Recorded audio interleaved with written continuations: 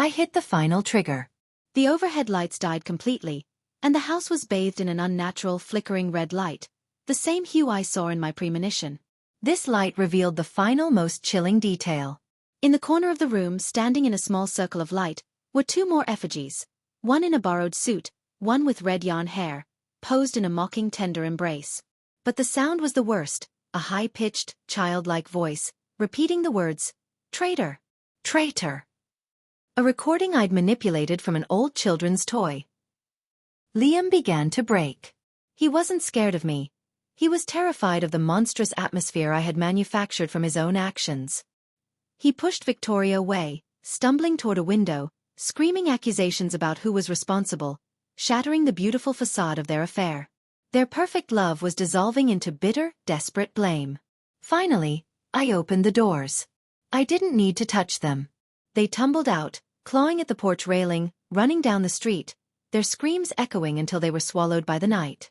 They were physically unharmed, but their bond was ruined, their sanity fragile. I stood in the silent house, watching the red light fade.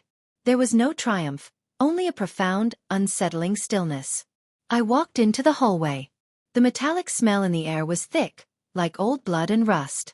I touched my cheek. It was damp but not with tears. I looked down at the floor expecting water, but saw only a thin smear of dark oily liquid, the same substance I'd used to darken the paint on the walls. I looked into a darkened mirror. My eyes were deep, bottomless pits reflecting the flickering red light.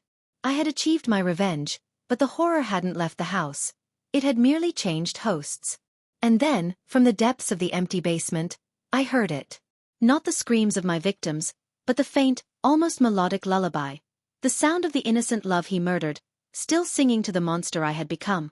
I smiled, a slow chilling curve of my lips. "Forever," I whispered to the silent house, the silver ring cold and sharp on my finger. Would you forgive betrayal? Or burn everything that's left? Share your thoughts below, like, and don't forget to subscribe.